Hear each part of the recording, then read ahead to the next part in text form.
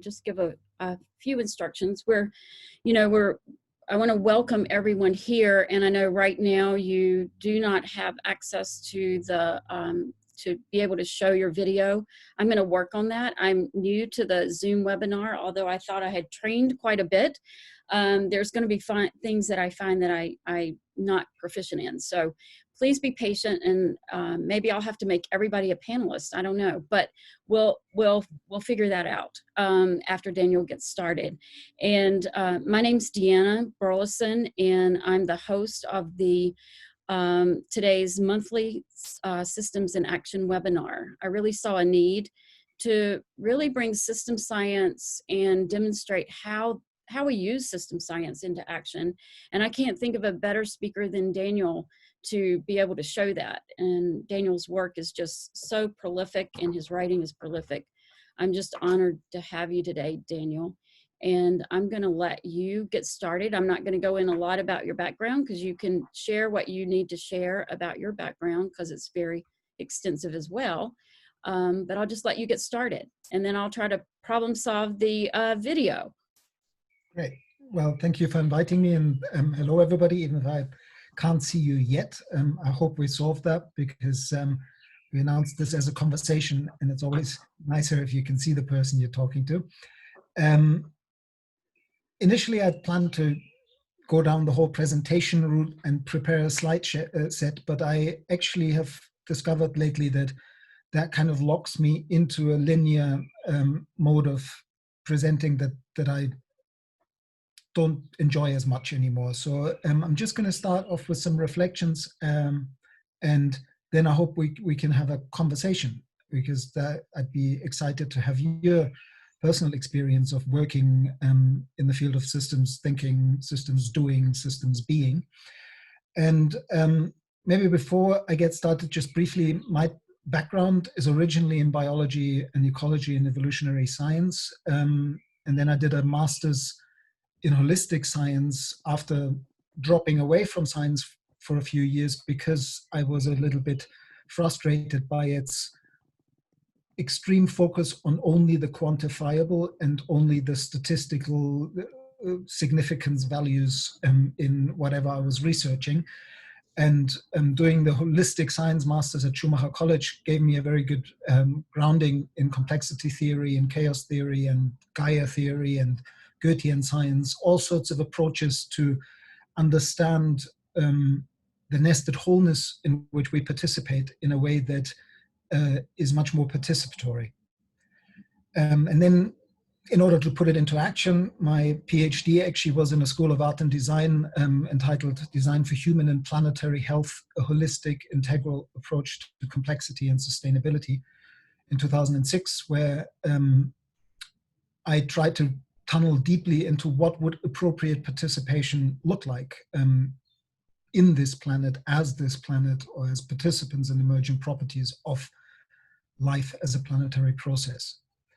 And so one of the really key insights that I learned at Schumacher College in 2001, 2002, working with Professor Brian Goodwin, was that all complex dynamic systems are fundamentally unpredictable and uncontrollable beyond a certain, like, you can make them somewhat predictable and controllable if you set the frame small enough, both the scale in terms of spatial scale and in terms of temporal scale.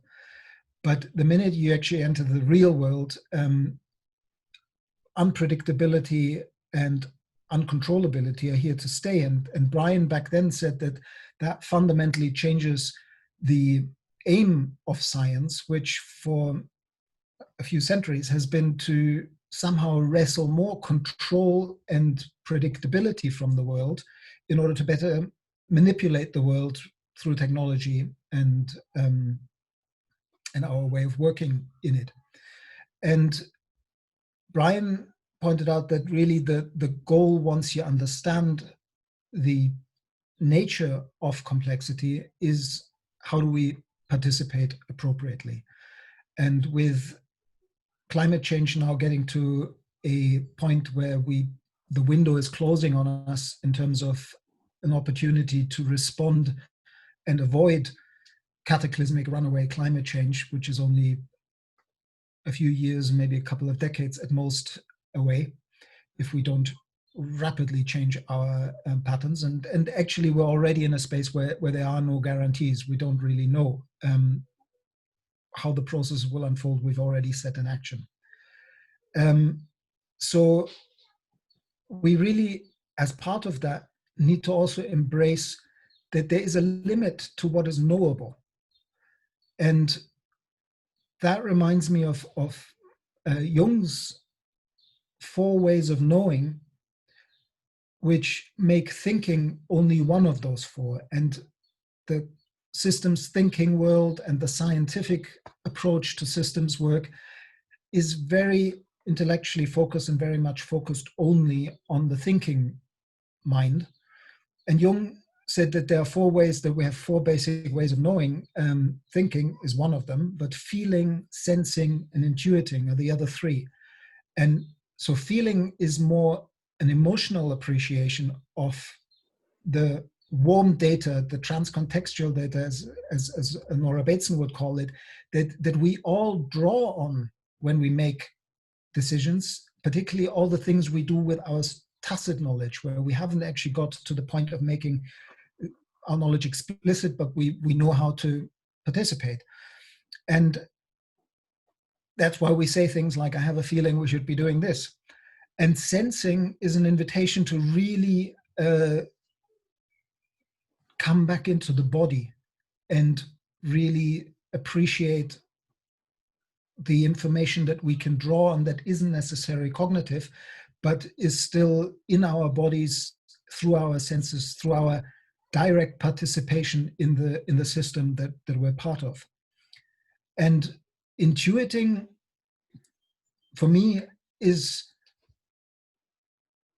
what comes out of the fact that we're not separate from the systems that we are participating, we're actually part of them. So as an emergent property of the systems we're engaging with, we also have a way of directly accessing the systemic dynamics in that system. And that's what I personally interpret as intuiting.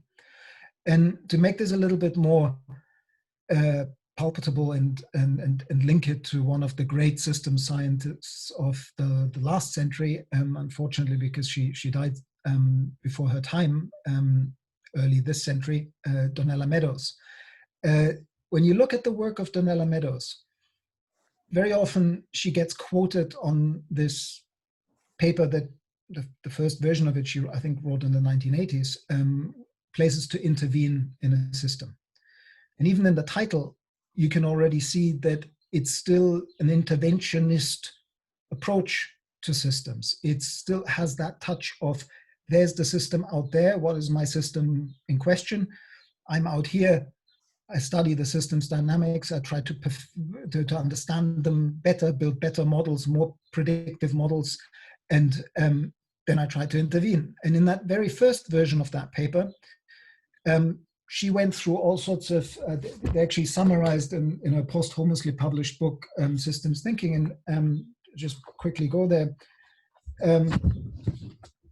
So in the first version of this, Places to Intervene in a System, she starts off with, you start like the least effective places, numbers, and then you go buffers, stocks and flows, delays, balancing and feedback loops, reinforcing feedback loops, information flows, rules, self-organization, goals, and then she gets to paradigm, as in the first version of that paper, saying at the paradigm level is the highest point of intervention.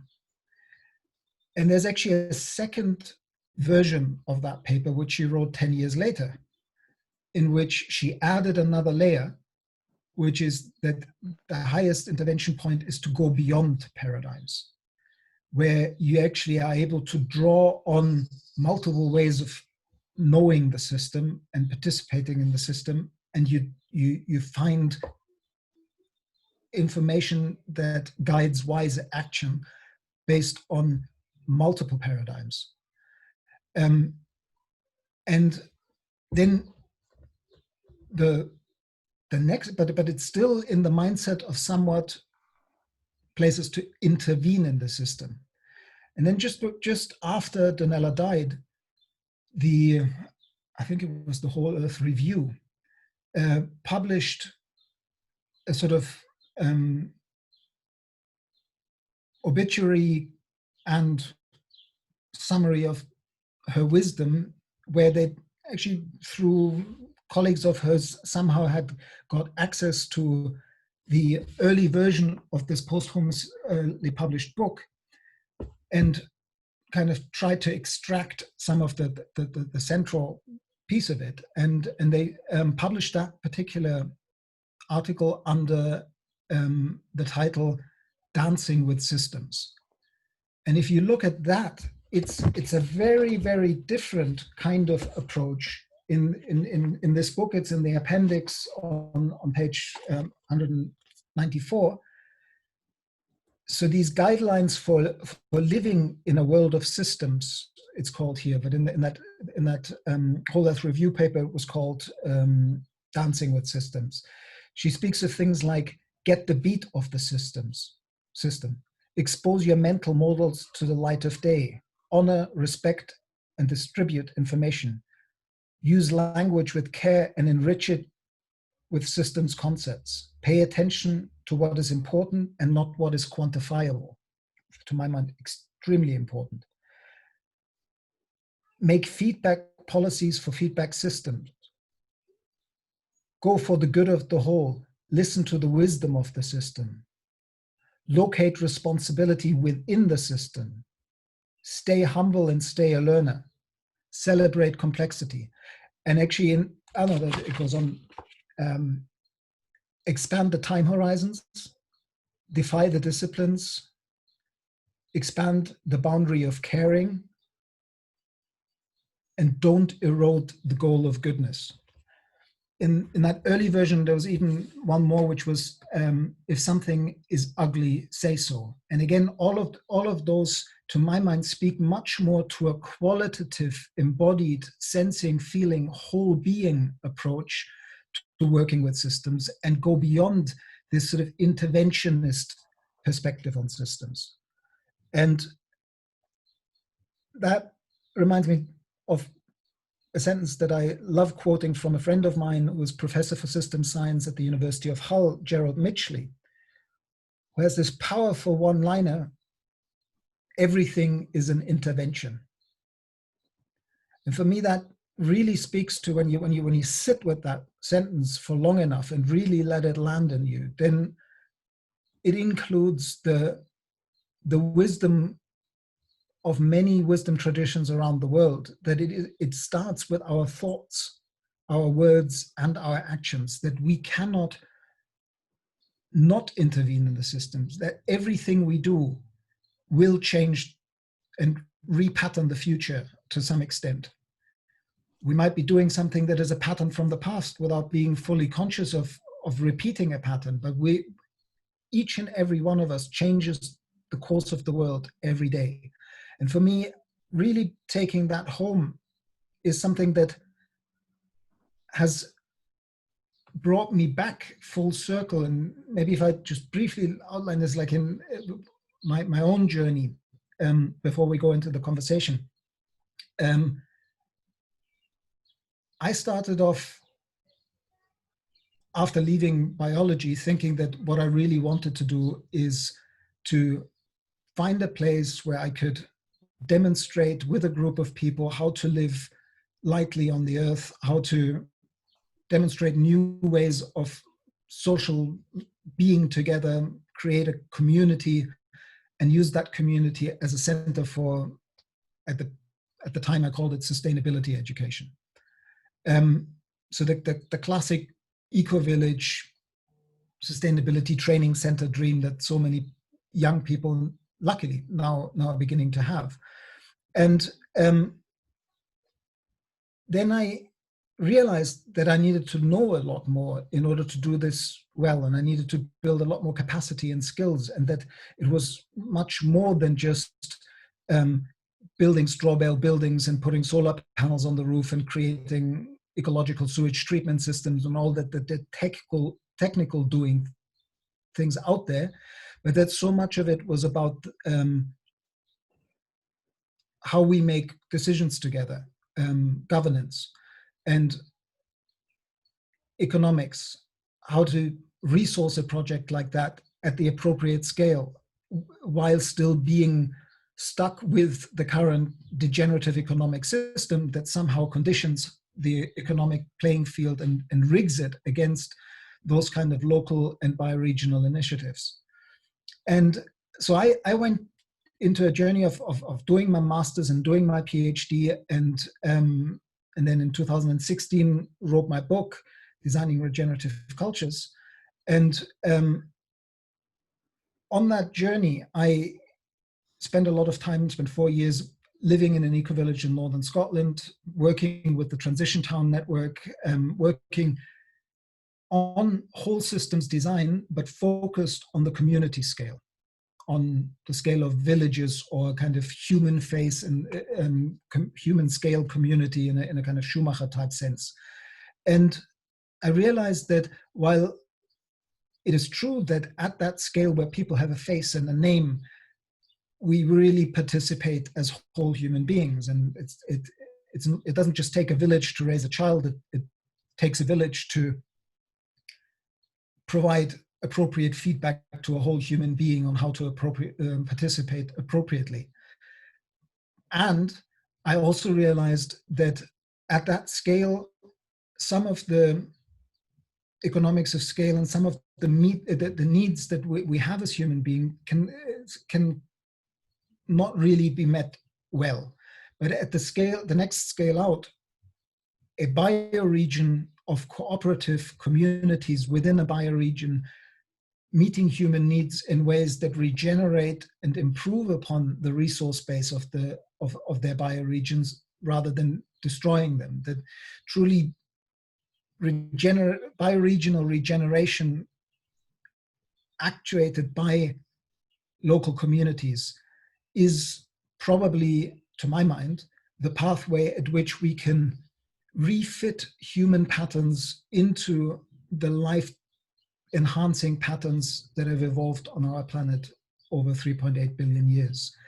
In the move towards globalization, we've created such a strong pull towards global structures and efficiencies of scale and so on, that we have eroded the local and regional level redundancies and resilience capacity that actually buffers the system when there are perturbations of some kind. And I think that we will not be able to create a regenerative future or more sustainable future unless we use the best of what globalization has given us, our global connectedness and awareness of being all participants in a global planetary system, but we need to relocalize. And I personally have got to a point in my life now where after spending 4 years very actively working on the connecting of bioregional and local players across the globe who are feeling called towards this regeneration and ecosystems restoration agenda, spending a hell of a lot of my time in situations like this, on webinars, on Zoom calls, on basically in front of my computer, I realized that that work unbalanced me to a certain extent and has drawn me away from why I live on the island of Mallorca, and I moved to this island 10 years ago because I knew that bioregional regeneration was the scale at which we could create sensible whole systems designs that met people's needs within planetary boundaries and based on solid social foundations. And in the first few years here, I engaged very closely with the local community, trying to get people aligned on a vision of even asking the question, what would a sustainable Mallorca, what would this island look like if it was truly sustainable? And I think we're all now called to ask, how do we most effectively maintain global collaboration, knowledge exchange, and particularly global solidarity to underprivileged parts of the globe that are mainly underprivileged because of historic exploitation of the global north towards the global south. And at the same time, actually stop dissipating energy on these wonderful global network fora that are wonderful to talk about the system that we're trying to build, but it's actually disembodied if we don't practice, and it's misinformed. Like the true feedback that you get from exposing your models to the air and implementing them and having quick feedback at the appropriate scale whether implementation is possible and what difficulties you run into when you actually work, because at the community, at the scale of intentional communities, it's relatively easy. It's complex enough because you have a group of people that all want to join into this experiment. But how do you work with a bioregional scale where you have to work with everybody? You have to, like here on Mallorca, the only way to transform Mallorca is to engage the tourism industry head on and say, what would regenerative tourism look like? Even if I personally think that maybe there's a sort of paradox in even the notion of regenerative tourism, because it has been so negatively impactful, but it also has had positive impacts in terms of connecting us. And so as part of the invitation for the rest of this conversation, I've already talked for 20 minutes, is I would love to hear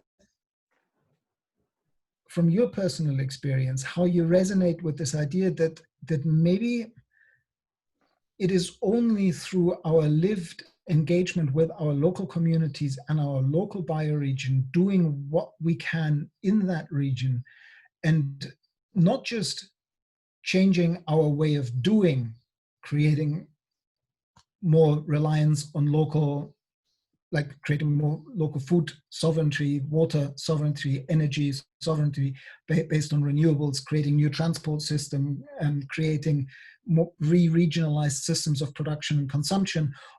Wonderful ideas, but there's something deeper that is actually a shift in our way of being back towards true participation. And I think that's where we would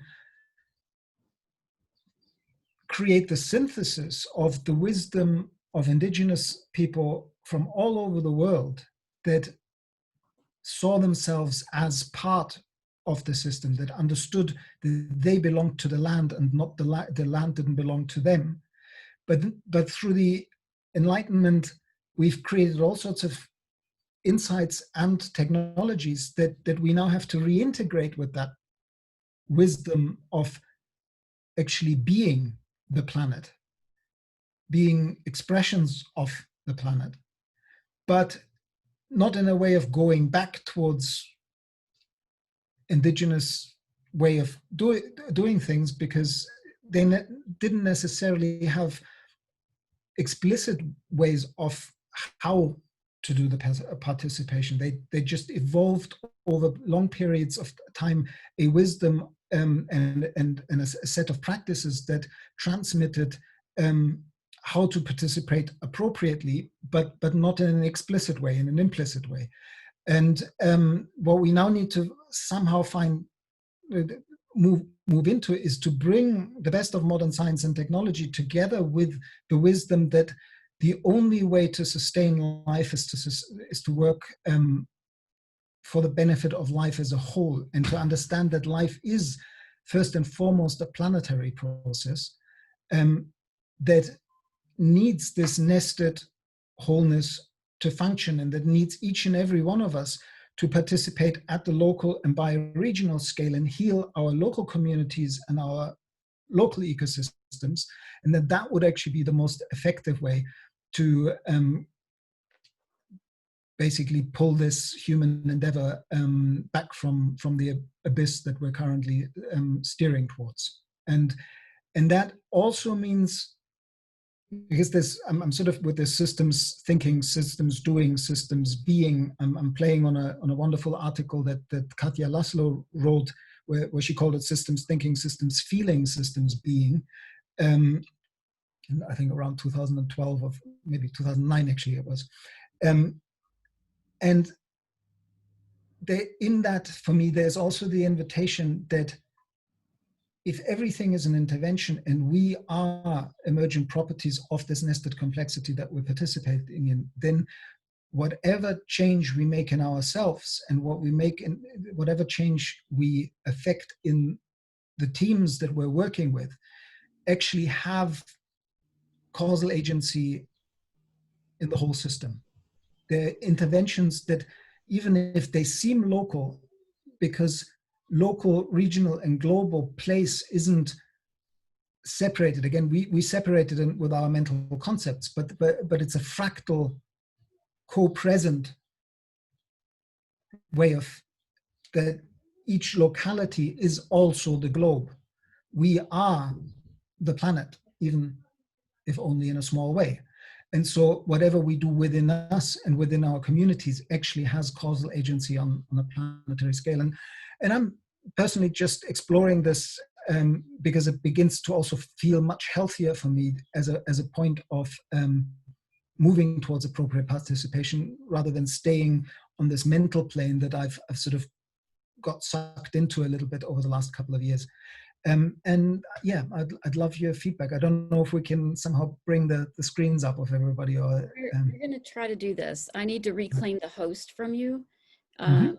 And I didn't want to do that while you were talking. Just But in it case. seems like you're still here, so that's good. And if anyone has a question, you can start putting those questions in the chat box, or I guess the question and answer box, actually. Whether two, maybe we should choose one of them so we don't have to jump between the two. Like I see that Louise said something in the Q&A box. The drive for having money seems to bring about so many negative impacts and actions, consumerism, profit over people and so on for the planet. Do you think that changing the story we tell ourselves and each other around money is, yeah, thank you for that question, Louise. I would definitely say that one of the, can everybody mute themselves? There's a couple of people who aren't muted. Yeah, and if they raise their hand, I can unmute them and they can talk. Okay. Okay, so they just need to raise their hand.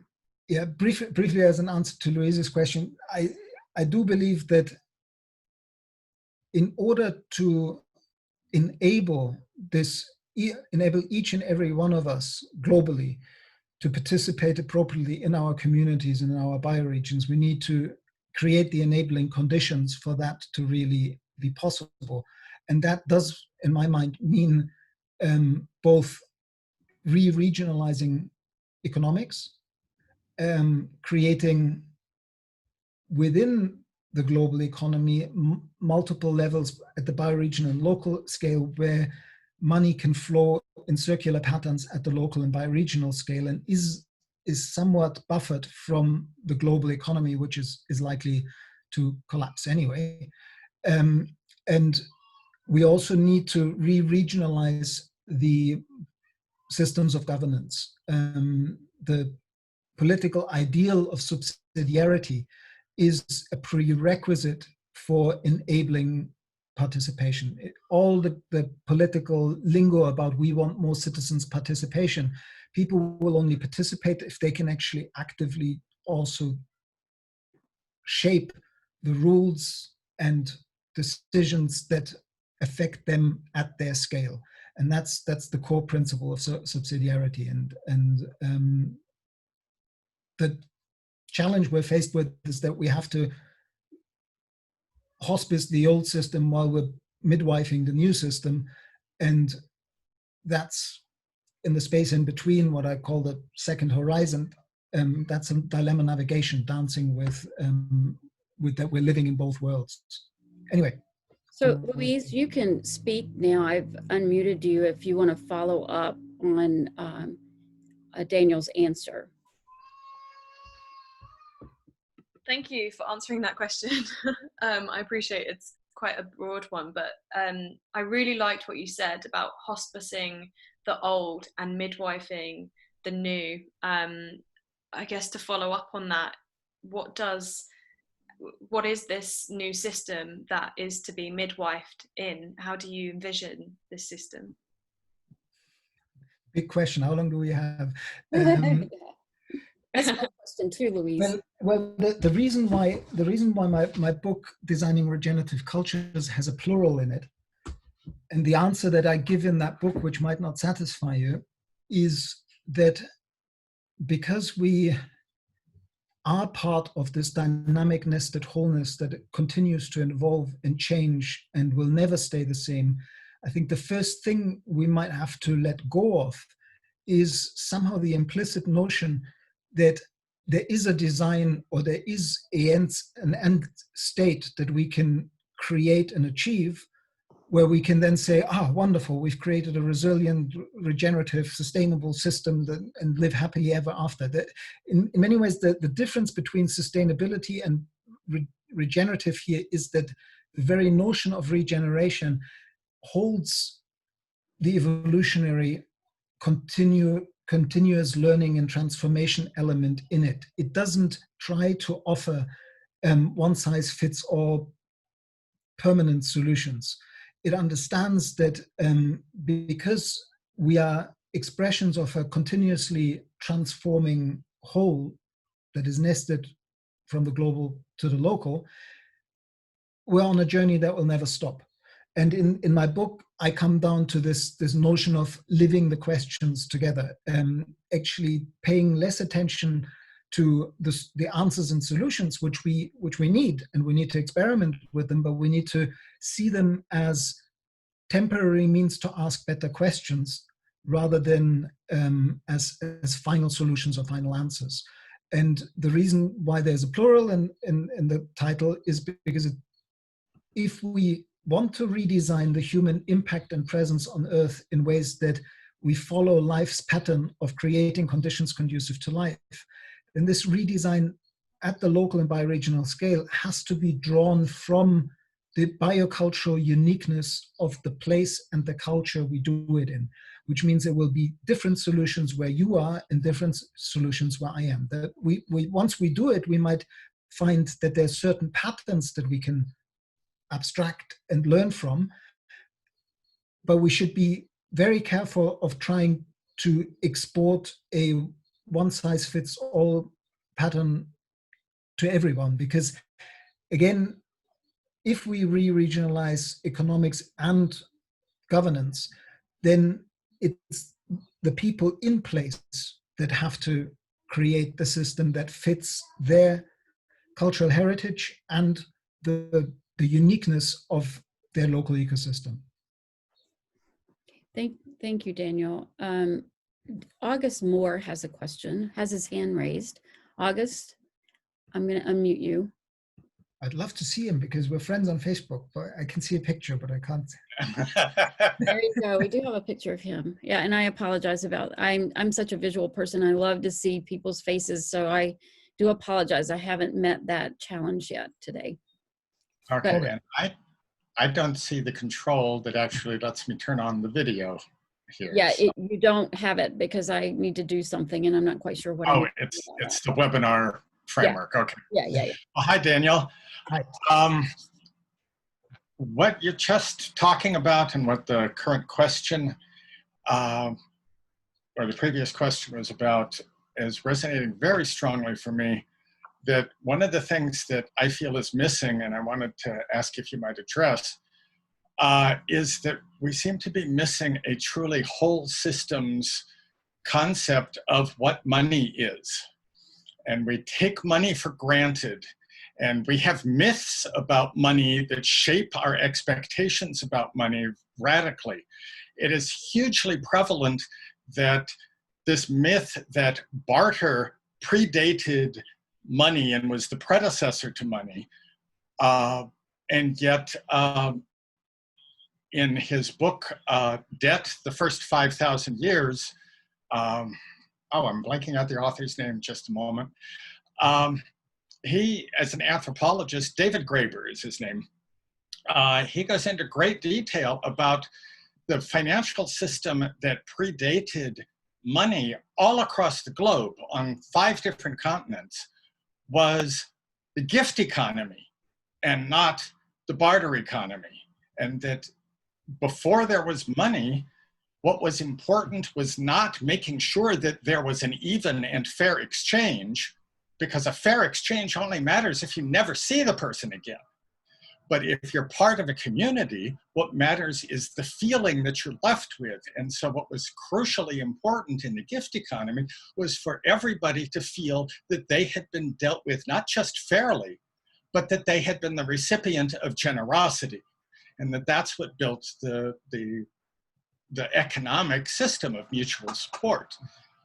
And we've gotten way away from that in our concept of money, and even our metrics of money are all but useless. We have this concept of gross national product where you can spend a lot of money to build something and then immediately spend a lot of money to tear it down. And what you've done is converted a huge amount of raw materials and useful labor into waste and trash, and that has improved the gross national product. It is, demonstrably not a valid measure of what we are actually trying to measure, which is the improvement of people's lives.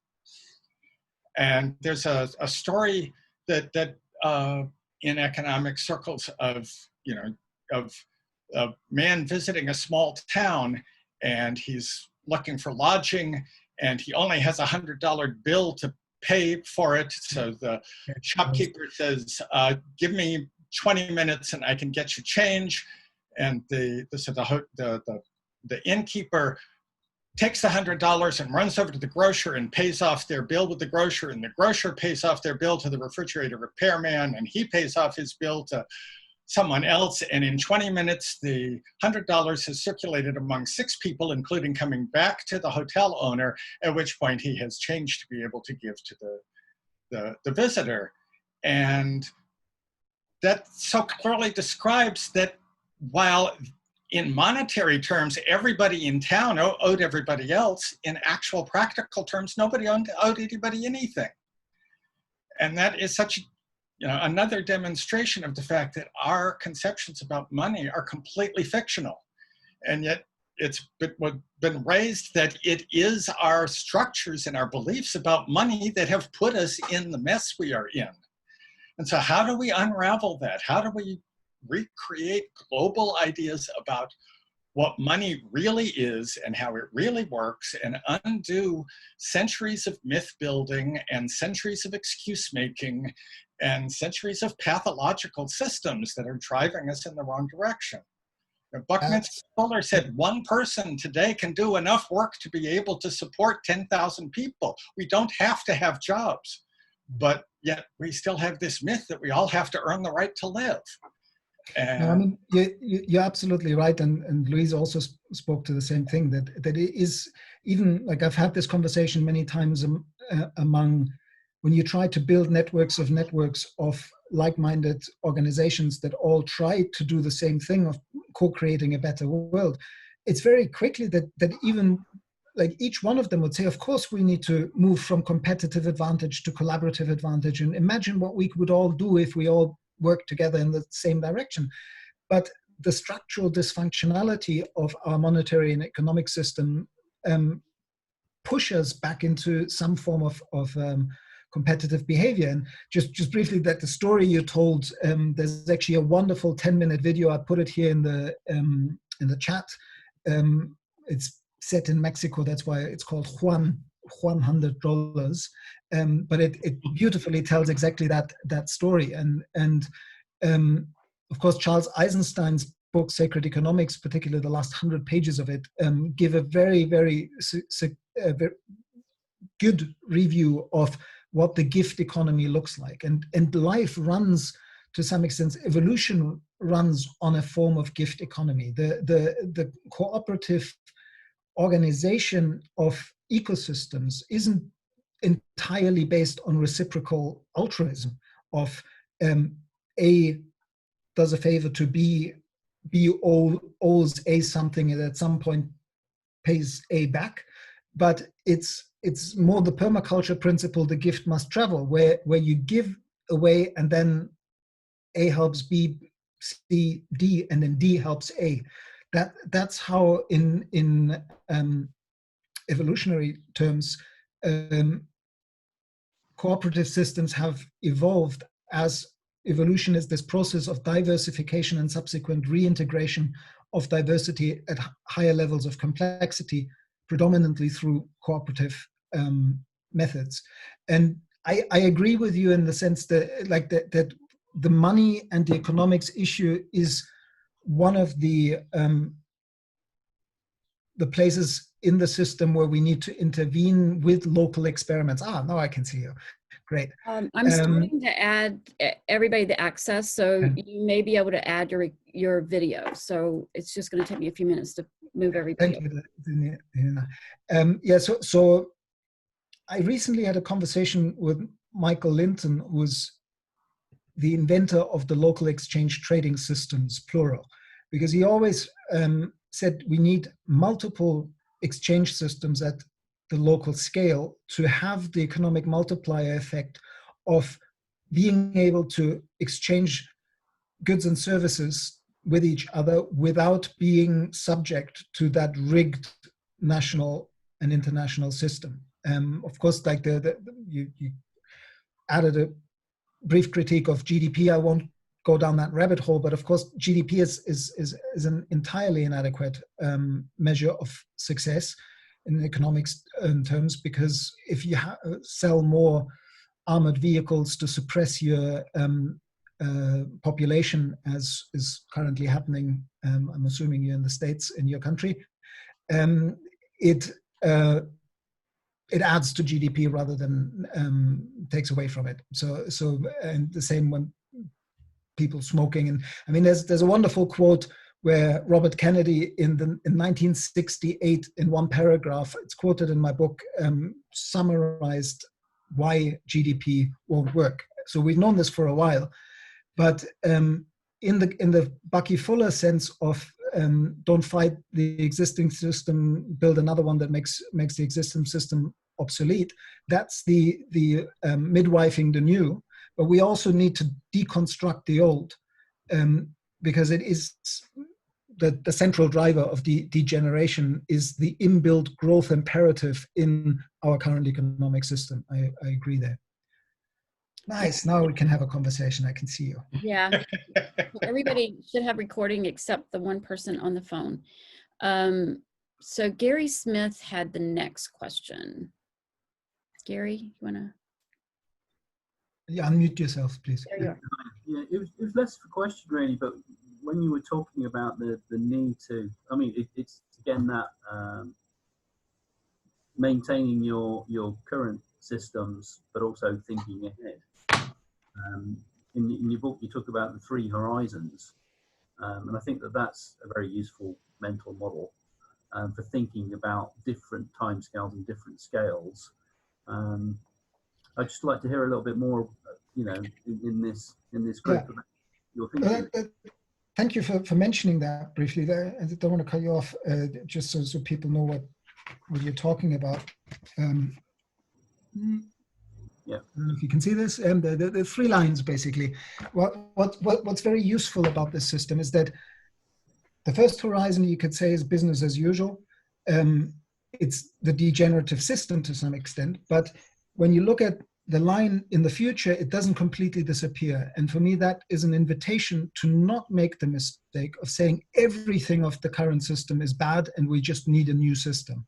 We really need to be a bit more nuanced than that, because humanity's already made too often the mistake of doing something in a certain pattern for too long, that the negative side effects of that pattern built up to the point that we then suddenly saw the pattern and realized that we didn't want to do that anymore. And then we went to the extreme opposite of that pattern. And that often means throwing out the baby with the bathwater. There's a lot to get rid of. The line goes almost down to close to the x-axis, but it doesn't disappear.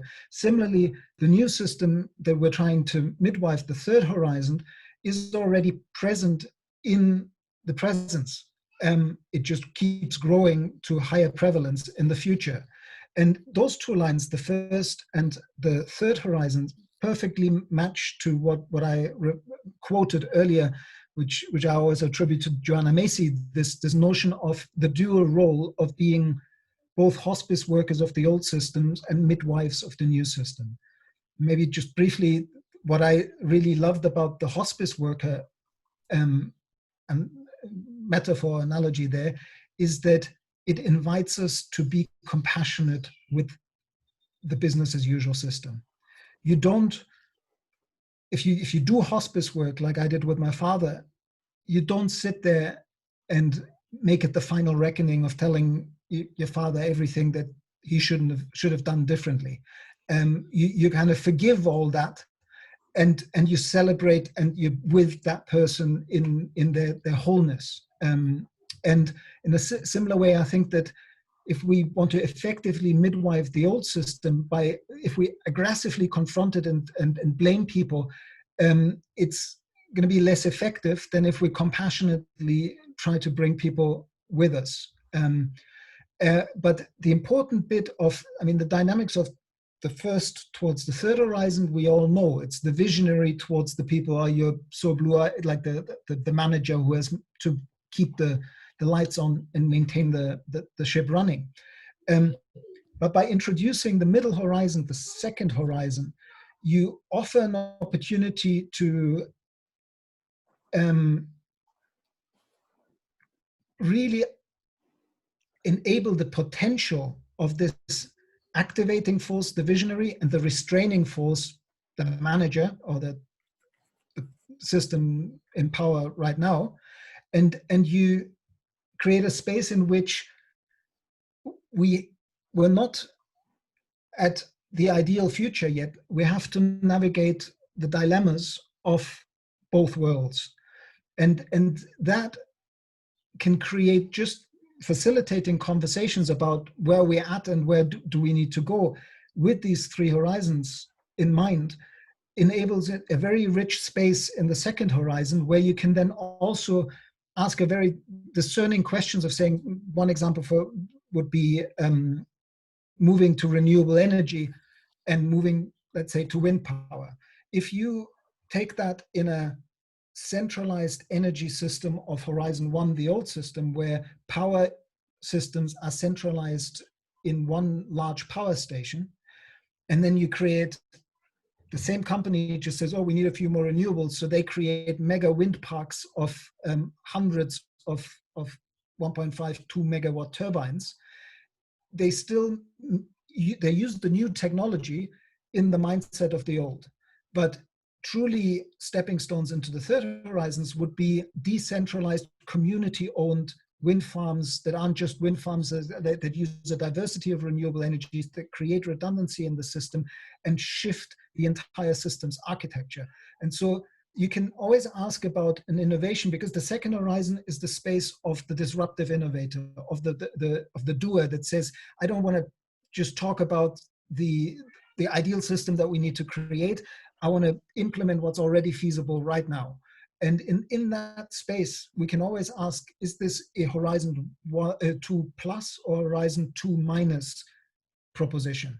Meaning, is this likely to just keep the business as usual going, or get captured by business as usual and then prolong it a little bit longer? So RWE and WE, the German power company, now has a whole bunch of wind farms, but there's still a centralized power company in the old system.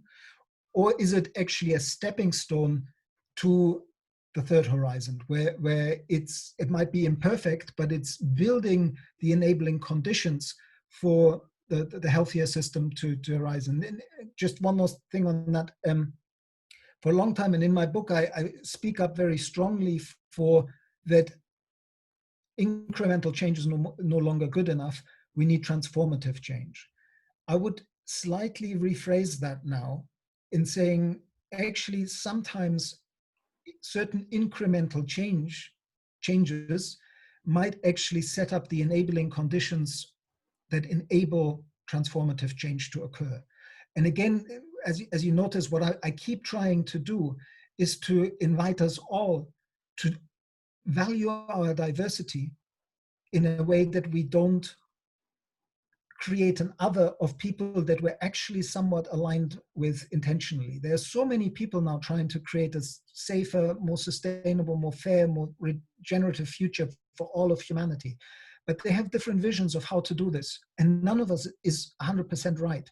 And if we can find ways of working with each other, walking shoulder to shoulder, and then in working together and walking together into the future, have the conversations of saying, are you really sure that we need centralized power systems? Could we not decentralize and give over more community ownership? Rather than saying, oh, you're a big wind farm person, I don't talk to you because I don't do that sort of thing. I only work with community empowered systems. And I personally get pained a lot at the moment where we don't have a lot more time to waste, that the people who are aligned on there is an emergency and we need to do something about it, still are at loggerheads with each other in terms of what we need to do exactly, and stand still arguing instead of moving forward, enriching each other's perspectives. Thank you. Thank you, Gary. Nice to see Alexander and his father. Alexander transcribed some of my interviews lately. Nice to see you. Thank you for joining us. Another question?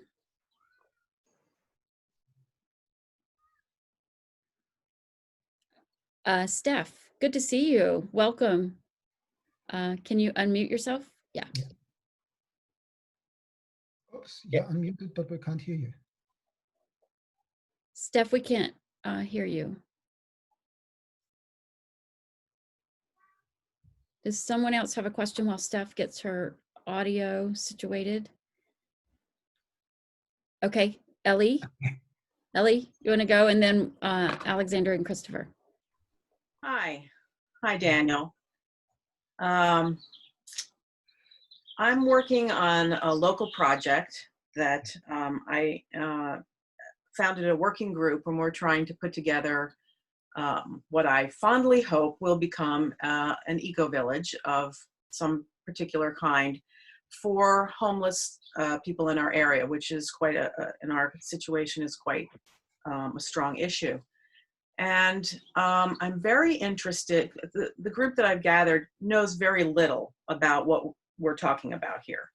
And I am very interested to hear what kinds of conversations you had with, for example, maybe the tourism industry in Mallorca, where you began introducing these ideas. I'm in the hospicing side of it. It's quite interesting to see these folks both trying to open to these new ideas and reach for what they are hoping for, and at the same time clutching desperately to what they would need to let go of in order to be able to embrace the new. And so hearing some of your conversation starters might be helpful for me in navigating those kinds of conversations. Ellie, where do you live? Where are you from? I'm living in Santa Cruz, California, which is in the south of the San Francisco Bay Area. Okay, great. Thank you. Thank you, Ellie. I know the area well. I spent 94, 95 as a marine biologist at UCSC, doing dolphin follows okay. And up at Nuevo studying elephant seals. You're exactly in that territory. That's where we are, yeah. So two things, just briefly. One thing that I would like to flag up on the notion of creating an eco-village for homeless people. Yeah, I'm not speaking properly. Yeah, I mean, it's probably much more complex than that. Just in general, the kind of monothematic or monotype communities don't normally work that well. So creating something that would be much more diverse, where homeless people are integrated with other people, would probably have higher success. Yes. With regard to the other, or the main part of your question, I work a lot with the permaculture principle of turning the problem into the solution, or as the wise elders of regenerative practice in the Regenesis Institute would frame it. They say, don't start with problems, start with potential.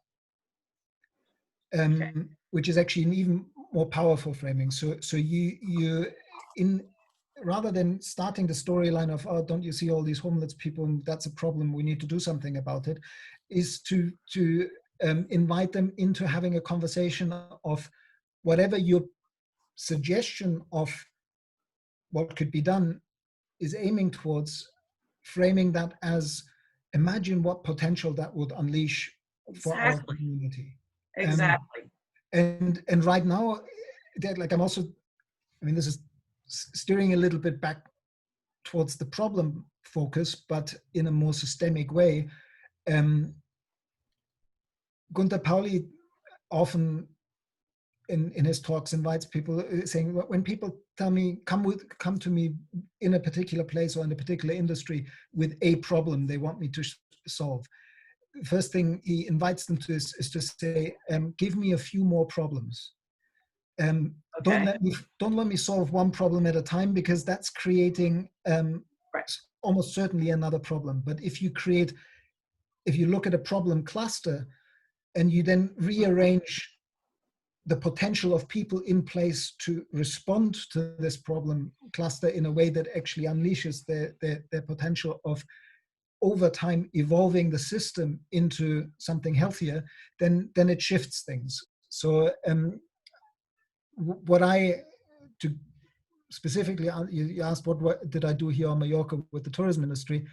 Of course, now I'm in a strange situation where I spent a good part of last year building up to that conversation and giving talks on this concept of regenerative tourism, and promoting this idea that in bioregions all over the world, particularly the bioregions that have been the paradises where now they're strong dependent on tourism because people have started to sell the paradise to others to come and visit, these heavily tourism dependent regional economies have a chance to use the income from tourism as a motor of the re-regionalization process by investing some of the benefits from tourism into local resilience and sovereignty building. What do I mean by that? It's the invitation to, like here on Mallorca, to the large tourism companies to say, if you want to risk manage your future portfolio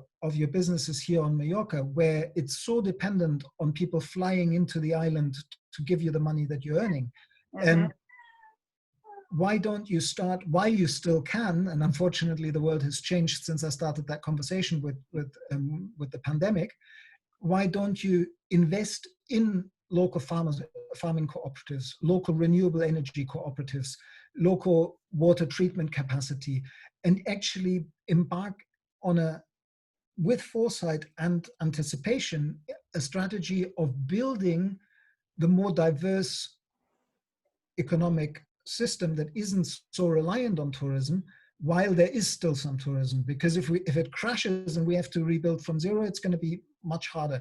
And now, I mean, this conversation was last October and last November with players in the tourism industry here, and now, of course, tourism is fighting the restart after the pandemic.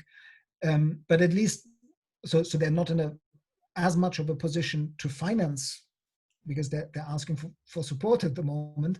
But at the same time, they're much more open to hearing how brittle their system is. Because while they were still in gazillions, they was just like, who are you telling me I need to prepare for difficult times? I'm making lots of money right now. And in the world where money is the only measure of success, they were sort of saying, who's this guy and why should I talk to him? Now that has changed. I don't know if that helps. That's wonderful, because Santa Cruz does rely increasingly on their tourism industry.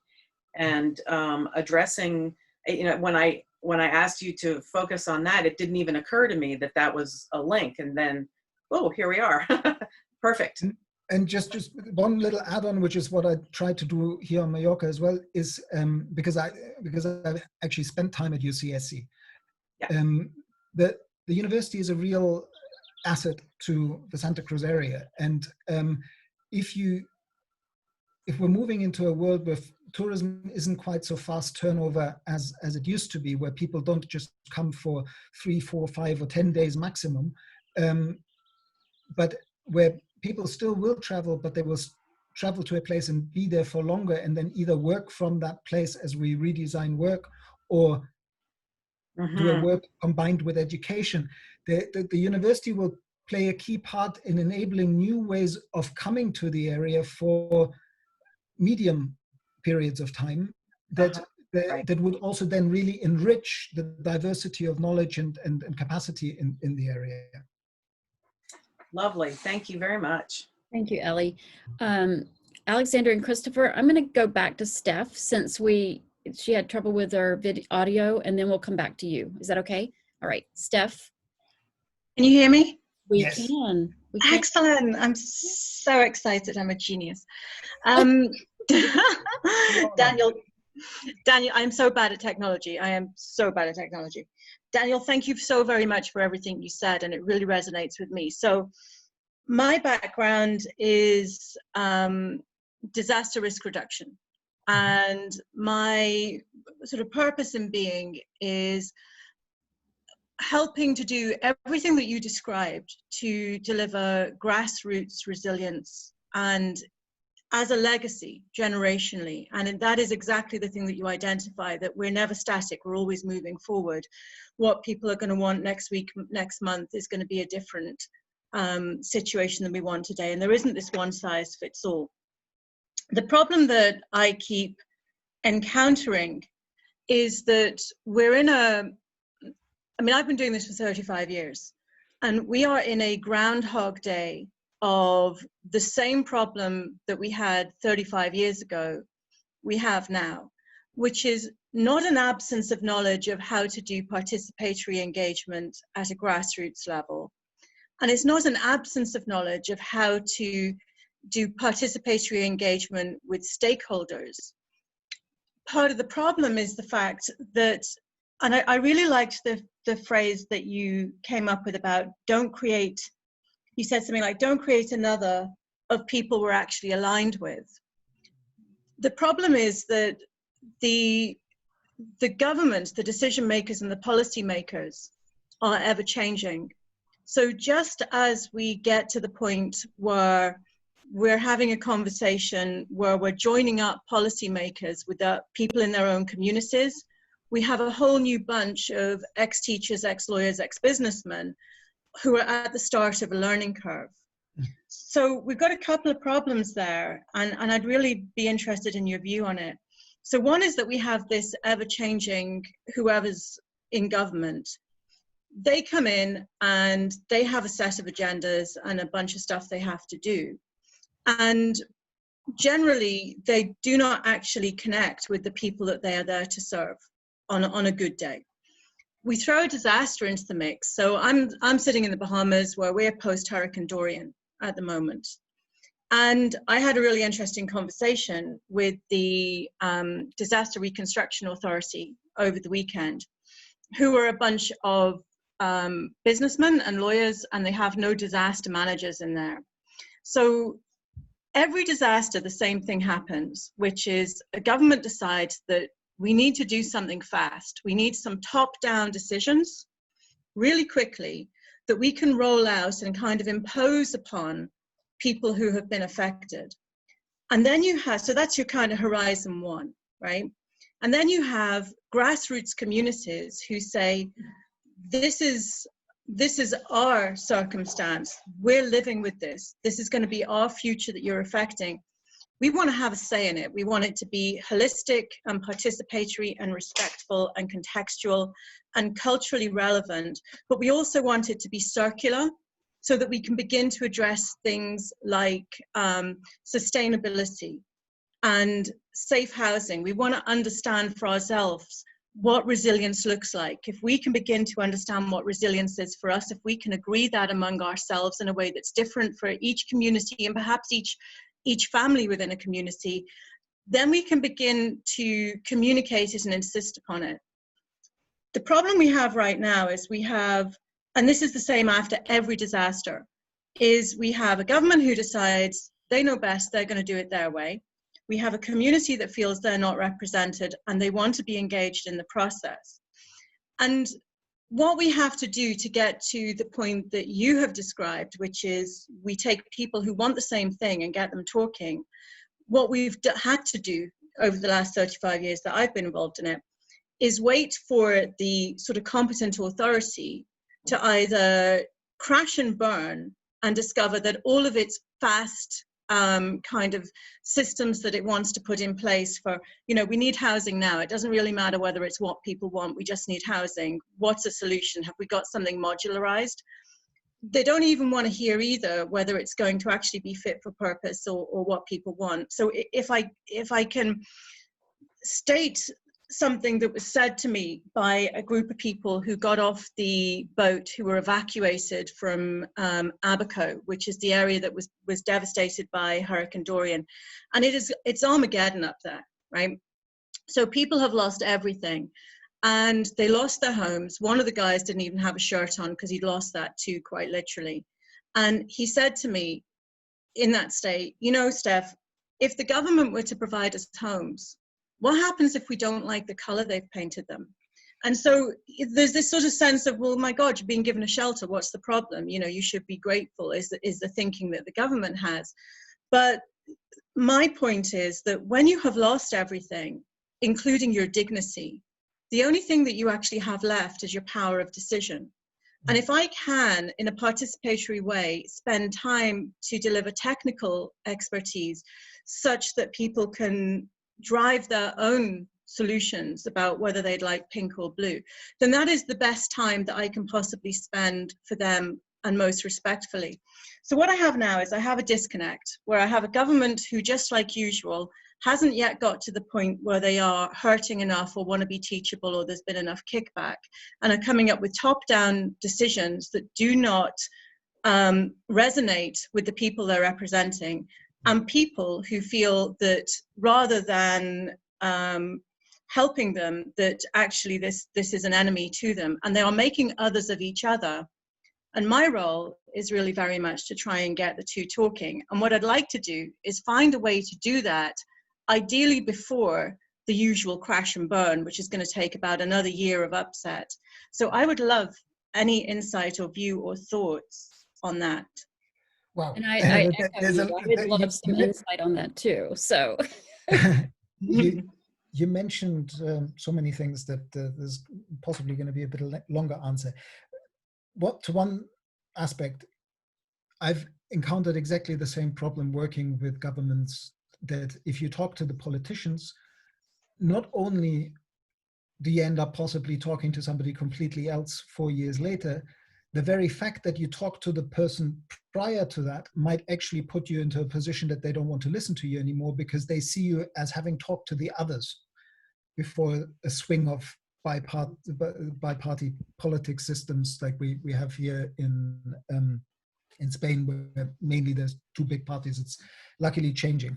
So the way that I try to work with that is that while you sometimes have to open the door and get in by talking to the politicians, I don't really focus on them as much. Like I try to talk to the technicians as much as possible and not to the elected politicians, because the technicians have to live exactly that same conundrum that they know what needs to be doing and needs to continue to be done, but every 4 years the political color changes, and then they get other directives by a guy who's still not even understanding the complexity because they're still, as you said, learning the ropes. So just that focus on wherever you can identify the people in the system that aren't going to go away with a political swing, that are the implementers, normally less salary, less visibility, less recognition, but they're actually the ones that make things happen. And very often there's a hidden subculture of them amongst each other agreeing that they're really running the ship, and that they just play their politicians for the 4 years that they have to listen to those guys. Another way is, because I increasingly feel that we're in a deadlock, not just in terms of our knowledge infrastructure into different silos of disciplines, where we've created lots of deep knowledge at the bottom of some really deep drilling well, but we've lost the capacity to integrate that knowledge and those insights into a systemic, holistic, integrated picture. Similarly, we were with this 3-sector thinking of, well, there's the public sector, there's the private sector, and then there's the civil society, NGOs, and somehow we need to make them work together. More and more, in many parts of the world, there's a new movement called the 4th sector network, or 4th sector movement, which in a nutshell, 4th sector work is people that don't feel comfortable but being put in any one of those 3 sectors anymore. You're probably one of them, from hearing what your work is, how you're working and what you're working on. But they use the effective processes of the private sector to address the issues that the public sector should address but isn't addressing, or is addressing insufficiently, but guided by the values of the civil society or the NGO sector. So bringing those together, and so to create this more longer term strategy would be to try to build a 4th sector movement that envisions a future state or direction of travel, and verbalizes or documents it in such a way that when there is a change of government, you can build on the fact that while the public sector figurehead has changed, they still need to engage with the private sector and civil society. And if you can then give them a document that this has been agreed by civil society and the private sector as well, you're holding them much more responsible to the trajectory than if you just say, well, it's the other party that said we were going to do that, because then they're just going to say, well, and we're going to do exactly the opposite. Then I always find that in this move towards participation, we need to pair participation with education. If you move towards a system of let's all decide together, we've seen in the UK and we've seen in the US what happens, like that people can get played by demagogues into actually electing the wrong person and making the wrong decision. So without the right level of education, participation can actually backfire. And with regard to the resilience building piece of your question and framing your situation, I find it really useful to distinguish between the 3 elements of resilience. And it's surprising how often that's not done. So the first element is persistence, which means in the face of disruption, the system is strong enough to persist for a certain amount of time. And to make it more palpable for your situation, it's like, do our structures hold up in a hurricane? At what level does the roof blow off? That's persistence. The next level or component of resilience is adaptation, adaptive capacity. Meaning, once the roof is blown off, what systems do we have in place to put a new roof back on, even a slightly different one that might be a bit stronger? But that, again, is only adaptation. Those 2 levels, persistence and adaptation, you find in ecosystems ecosystems without humans as well. But the 3rd level of resilience is the dynamic level of resilience, there, because in the regenerative movement, a lot of people sort of dismiss resilience as a sort of maintain rather than regenerative level activity of just coming back to the previous status quo, which no matter how good or bad it was. But The third level of resilience is transformative resilience. And that's when you actually change the fitness domain. It really pays looking into some of the work of, if you Google Resilience Alliance, the word resilience really, I mean, it's used in many different contexts in psychology and in engineering, but the way we use it in disaster response and in the general discourse is really the one that comes out of ecology.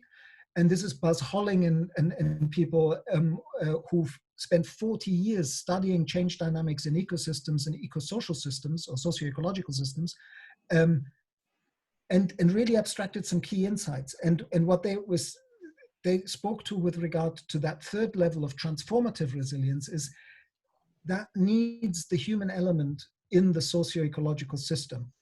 It needs the capacity for anticipation and foresight to say we need to create a system that is more capable of evolving and transforming and responding.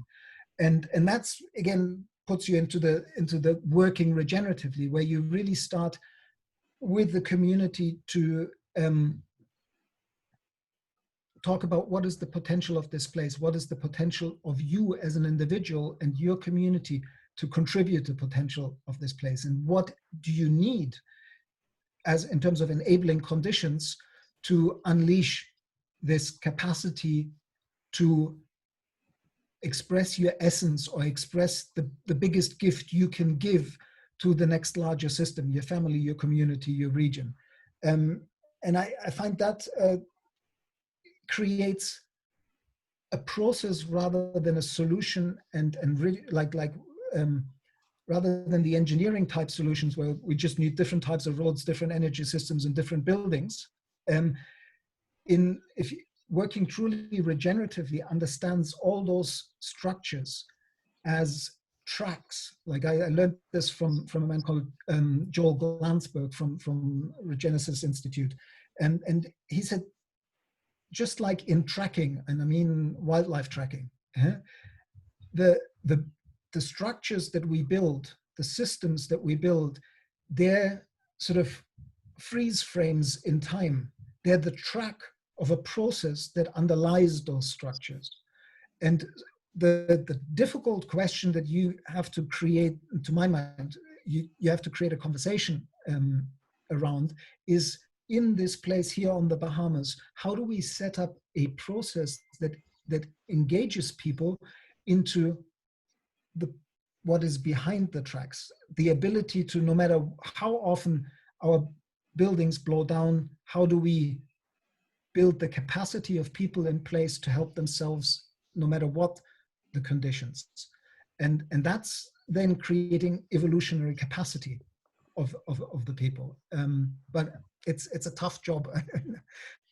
Yeah, and it is, and I appreciate everything you've said, because you know, that's what we're trying to do. And you know, what we've done is we've created a Resilience Institute, and what we are trying to do is, because even though we have a disaster ministry, disaster authority, everyone's flexing their power, they're on a learning curve, is that we have a disaster authority that actually doesn't understand any of the fact that this starts with people, that this is all about people, and it's also all about their built environment and their communities and everything that brings them together.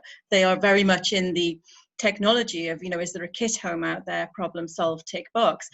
And what we then end up with is we end up with people either not living in them, or they live in them and they hate them.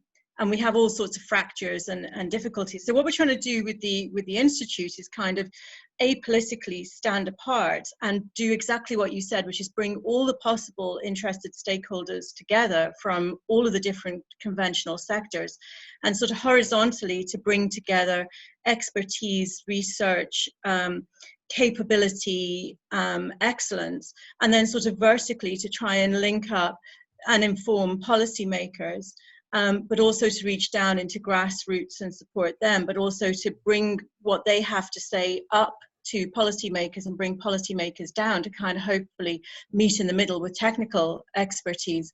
But, you know, we're kind of at the start of it. This hasn't existed previously here. So I appreciate everything you had to say. Thank you. Just very briefly to add on, I mean, I'm assuming that because you're on the call that Diana organized, you probably know of the work of Michael MacDonald and probably know of the Commonwealth Initiative. I'm mentioning that just because in terms of resourcing, what you now need to do on Bahamas, and I'm sure you're already doing this, is to tell the story that, like what same that I'm trying to do here on Mallorca. Islands are wonderful case studies of bioregional resilience building and bioregional regeneration. And so whatever process, like not the tracks, but the process behind the tracks that you can evolve, that seems to make visible patterns that might inform other places. And of course, regenerative work always has to come out of place, so it can never be copy-pasted and applied. But that gives you another leverage point of finding national funding, of saying we've had our first massive disaster, and we're going to have new ones. Well, this is a relevant process that can inform more people. But I guess we should get over to more. So yeah, sure. And just very quickly, that's what we're doing. And we've hooked up with ARA as well, who head up the Building Resilient Cities, Building Sustainable, you know, Small Island Developing States, to do that kind of cross-regional kind of lessons learned and what can we do, you know, to make a stronger whole. So yeah, and I would love to speak more about it at another time. Yeah, and Steph, I'd like to schedule another call with you to talk further too. So, but I do want to hop over to Alexander and Christopher, because we're down to our last like 15 minutes or so and don't want to leave you out. And if anybody else has a question, put it in the chat box. And if we don't get to you, we'll email you. So Christopher and Alexander. Fantastic. Wow, lovely to be here and to meet you, Daniel, like this over the screen. It was wonderful to help you out with the transcribes. And funny enough, the first one, Bill Reed, was all about New Zealand. And I was like, yes, fantastic.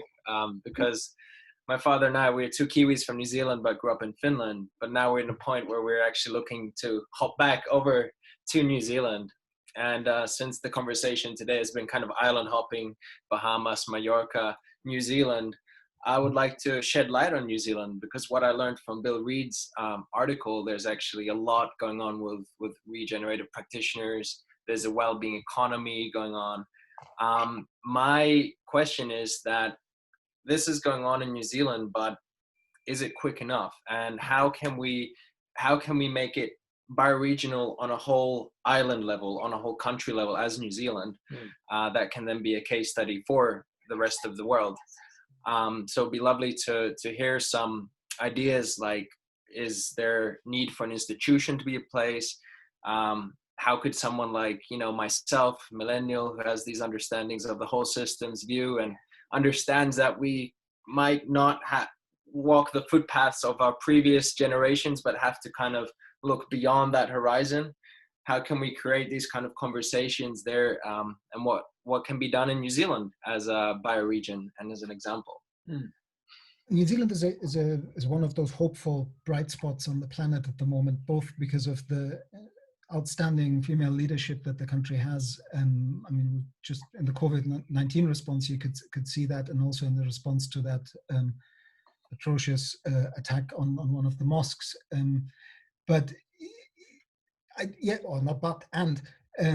What I see in New Zealand at the moment is like Bill Reed from Regenesis Institute has and the Regenesis Institute have done a number of courses on in New Zealand, training regenerative practitioners there. It's actually one of the Auckland Bay is probably the area with the highest density of regenerative practitioners in the world. And what's lovely, what I learned through this initiative that I mentioned earlier, the Common Earth initiative within the Commonwealth Secretariat to bring regenerative development to the 54 nations of the Commonwealth, is that the local Maori communities, some of them joined these regenerative practitioner trainings and in doing so realized that he was a Western framing that actually for once resonated with the ancestral knowledge that they are still holding from within the tribal structures and very place-based regional structures. And I met a man there, Johnny Freeland, who I've had wonderful conversations with, he's a community worker who works with young underprivileged youths in the Auckland Bay Area, but he also worked on the Auckland climate change response plan. And it's a very much Maori worldview influenced climate change response plan, well worth looking up on the internet. And what he plays with in terms of the framing, which is very relevant to our conversation here, is he's talking about square systems thinking and circular systems thinking. And he says that both in, he sees that even in his tribes, you get, because of course, most indigenous people in New Zealand, they've been lucky, so to speak, because it's only 200 years of colonialization. In other places, it's up to 400, 450 years of colonialization, which have actually somehow influenced the purity or the wisdom of the ancestral knowledge that has been handed down. And so to actually access true indigenous knowledge without that, like unadulterated, is probably not possible on the planet anymore. And so he invites his tribal friends into the conversation, not just in this sort of binary framing of saying, oh, all Westerners and all of the current dominator culture people, they're all in square systems thinking and we're so wise, we have circular systems thinking. No, he says, no, we need to be more nuanced than that. We need to ask ourselves, in our culture have we taken on square systems thinking, and how do we move it back to circular systems thinking? And so I think you're going to find a very exciting opportunity to be part of this change in New Zealand. The beauty of the experiment in New Zealand is that it's not a very big, well, it's a relatively big country for the amount of people that live there, but it lends itself very easily to a number of 2 or 3 bioregions being the key areas to develop, using, or not develop, but to refit into.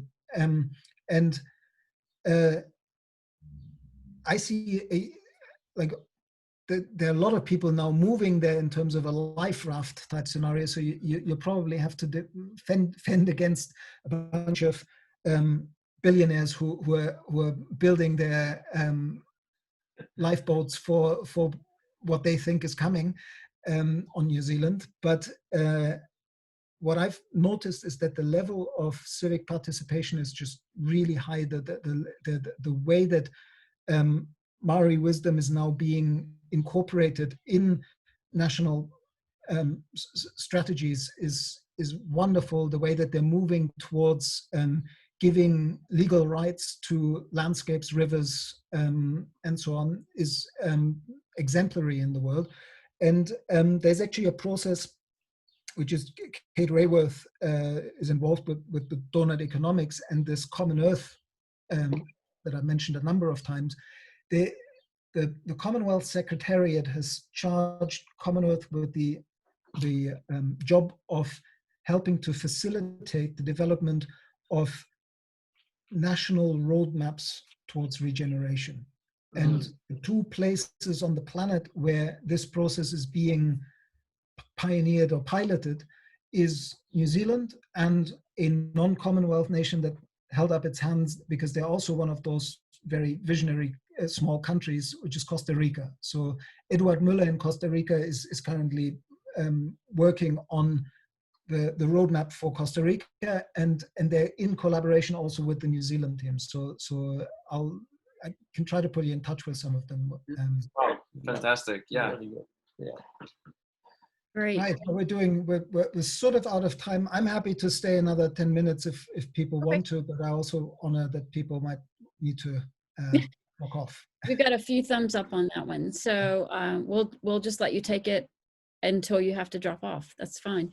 But I think the struggle I'm hearing and I'm feeling is those of us that are emerging into this new way of being, thinking, and doing, but being in the old traditional structures. So an example was like trying to have this webinar and needing to cover cost, but how do you do that in the green economy? How do you move forward doing the new way, being the new way that we know that is emerging? It's difficult. It's difficult, and maybe I'm not the one to ask for advice, because I've lived my life always working for meaning rather than money, and doing the job first and then seeing whether I might or might not get paid for it. And it's a little bit of a tricky road to travel, to put it mildly. But I also have noticed that when this pandemic hit and I had to do something that I didn't want to do for some reason, maybe my own, like sometimes I notice that I carry, and I'm making that explicit because I think that a lot of people who work in the trying to serve world carry that thought pattern. I carry a thought pattern somewhere deep in me that thinks that if I do something in service to community or life, somehow it gets tainted by asking for money for it or putting a paycheck to that job. And I think that that's not a necessarily very helpful pattern. So I've had to overcome that pattern myself. But when in the response to the pandemic, I had to ask for support through my recently set up Patreon site, I was touched by the way that within, well, by now it was 1st of April, so by now it's 2.5 months. I've had some 39, 40 people step up to say, I can afford 10 euros, 20 euros, and in 2 cases that make the big difference, 500 and 200 euros a month, in order to support Daniel doing his work. And that means I now get 1,200 euros to do what I've been doing before, but I've been doing it for free for 20 years, or in terms of the social media work, particularly over the last 4 years, for the last 4 years. And now I get that support, and I'm just sharing that because in the spirit of what August was saying earlier, the gift economy, sometimes it actually works to make it free and ask for donations. You have to ask for donation and really be clear why you need the money and what the need is. And but to offer people that will share it first and then you donate, surprisingly works more and more. But I noticed that Wes Rowe is on the call. I can't see him, but I would love to see him because he's doing wonderful work in California, in the Santa Barbara area. Wes, are you still there? Wes, you're muted. Maybe it's recording and coming back to it later. I don't know. Anyway, whoever wants to ask a question, please go ahead. Next question. If there is one. Is there one? August? Unmute? You're unmute. I can unmute you. I got it. Got it, good. Thank you. I'd like to bring up the concept of that was alluded to earlier with the, I forgot whether it was Alexander, which one is Alexander and which one's Christopher, who brought up the notion of millennials not following the path, but necessarily the whole influence of generational change in this whole process, because that was something that Thomas Kuhn wrote about in the 60s. His book, The Structure of Scientific Revolutions, is actually the single most cited work of the 20th century. And the reason for that is that's where he coined the term paradigm shift. And paradigm shift is something that we all have had experience with and are looking for, and we're here because we're trying to work for it. And one of the things he described in this multi-generational process of paradigm shift was that ideas, and he was working with the history of scientific ideas, but it applies to everything we're talking about, that they start out as being such a fringe idea that people who espouse them are treated as heretics and are shunned by the community. And then the next generation, they're the leading edge of thought. But that leading edge starts to get taught within the educational institutions. So you end up with a generation who grows up thinking about this, to where what started out to be heresy has now become the area in which people are working with, and then becomes the assumption against which the next heresy challenges. And that's, you know, a 3 or 4 generation process.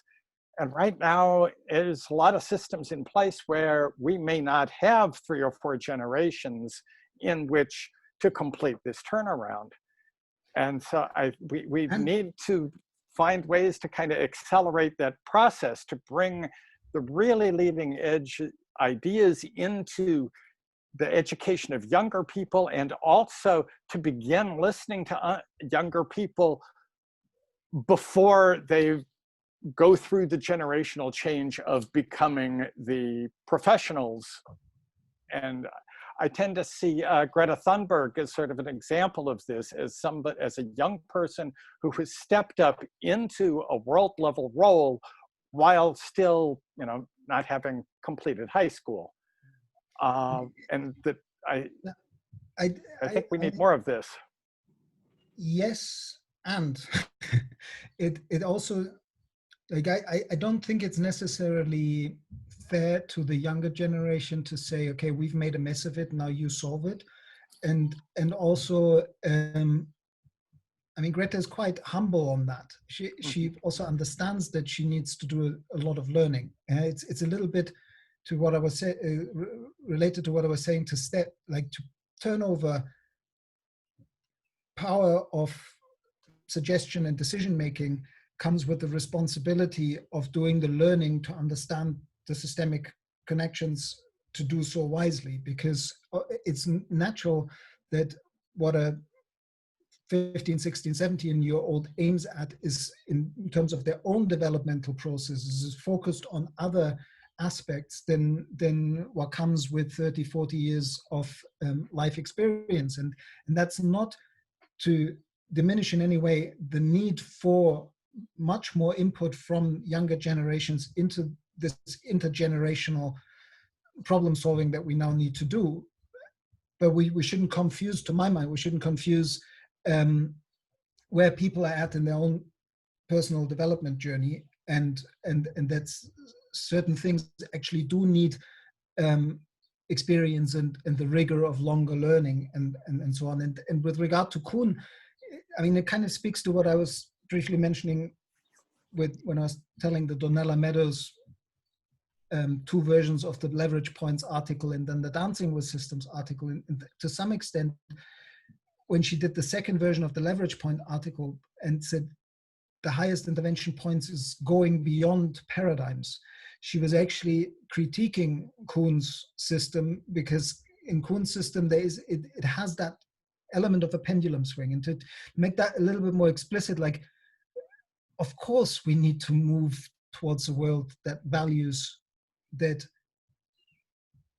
we're dependent on healthy ecosystems, functions, and planetary health.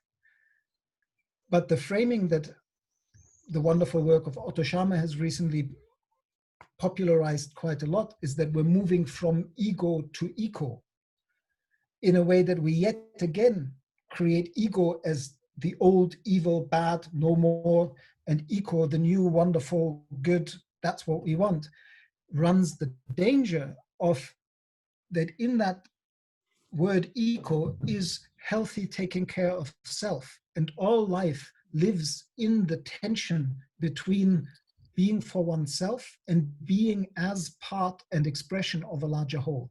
We are both individuals, all individuals, and we are the planet. We're the planet just in the place where we're at. And we're constantly navigating this potential. And by bringing both of them, the ego or the self and the larger, the social and the ecosystem, in service to the potential that unfolds when life creates conditions conducive to life, we can create the world we're hoping to create. But I'm concerned that if we go, even the from me to we has the danger of denying the self to the point that it doesn't even allow a healthy expression of self in community and in right relationship to social and ecological holes that we're nested in. And so I would be careful with the Kuhnian paradigm shift framing, because it tends to be a pendulum swing. And what happens when you go from either to or, when you've gone all the way to or and you've done your learning at or that, ooh, I've oversteered, I've overswung the pendulum, I need to bring things back into synthesis. As you're coming back that path and you find the people that are still moving towards the other, they just, when you say to them, no, we need to create synthesis and integration and value multiple paradigms, all these perspectives, they just hear you as, oh, you haven't got it yet. They think you're coming behind them on the path. They don't understand that you've already been in that extreme and are now realizing that the true wisdom is in synthesis. And that's the hard life of the bridge builder and the visionary, and that you tend to get shot at from both sides of the bridge. But That's a great analogy, Daniel. Do you have time for another question? Let's do one more. Okay, then. One more. Anyone else? Maybe somebody who hasn't spoken, ideally. Maybe Jeanette, or I recognize another name here, but I can't see the name. The man with the green T-shirt who is currently doing something on his computer. Yeah. Louis. Yeah, Luis. Yeah, Louis. Jeanette, did you have a comment you wanted to? You're good? Okay. We don't want to force you, but no, absolutely. Nobody is obliged. Okay, great. Well, I think we might be down to the end. Actually, Gary, you had another question about organizations. You want to ask that one? Yeah, hi Daniel. I was just wondering if you had any success talking to large corporations or industrials about moving to, a more regenerative industry. Well, what I've noticed is that all the truly visionary players, almost all, in the kind of large multinational corporate space, seem to have one common factor, which is that they tend to be family-owned businesses. Like, even if they're multinational, Patagonia or Lush, the cosmetics company, or Guayaki, the yerba mate company, they really, I truly believe that in all three of those companies I just named are individuals that primarily are there to serve the larger health of the whole rather than to make lots of money. But they're able to move in this space of, sometimes it's just redistribution, using their power as private sector partners in initiatives to support local producers, or even, as Patagonia very often does, just earn the money here and then spend it on building, kind of Doug Tompkins style, the large nature reserves in Latin America. The minute you go to a publicly listed company at the current system that we have, the managers don't have an option but to maximize shareholder profits. And that disables them from making regenerative decisions. And of course, now that regenerative has become so popular, you get Cargill and big agro-industry players moving into regenerative agriculture. But my sense there, and like, because I work for meaning and not for money, I have this immunity that a lot of consultants don't have. A lot of consultants are stuck in, how many times have I heard this? This is how far I can take my client. If I say that to my client, I lose him. And they're saying, well, because I want to stay engaged, because that's the way to at least sit around the table and influence, they then ameliorate their message to the point where Will Steffen? No, it's not Will Steffen. The guy who coined the term predatory delay. Large companies can very quickly move into this predatory delay. They say, we want to do the right things, but then they play it so slowly. And for me, there is a telling large corporates head on that maybe you are too big not to fail. Maybe you're too big to be truly regenerative. And the invitation is to apply again, potential rather than problem-focused approach. Or you have a problem, you're too big not to fail. Actually, Yvon Cunard from Patagonia last year wrote an article where he said exactly that. He said, God, they told me the one thing that I never wanted to hear. I now have a $1 billion company, $1 billion turnover company. And that's too big for me to do the work I want to do. He understood that relationship.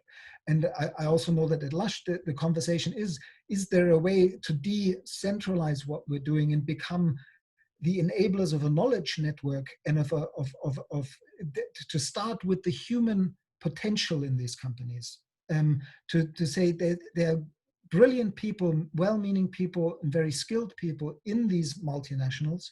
How can we rearrange our relationship to local communities and local ecosystems in such a way that we reinvent ourselves as large multinational entities to become the connector and the knowledge exchange, and again also beyond the sector, because we will not be able to find the solutions in these silos, and that also means in the silos of individual industry sectors.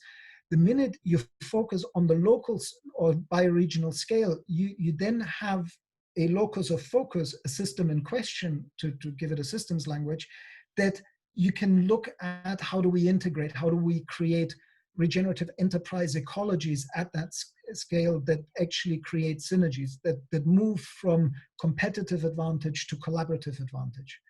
And to my mind, that only happens at a certain scale. And so very often when I do get the opportunity to talk to one of these large monolithic companies, they don't invite me back. I don't know why. Maybe it's just part of the shift. Maybe eventually, because the change does take a while. Thank you.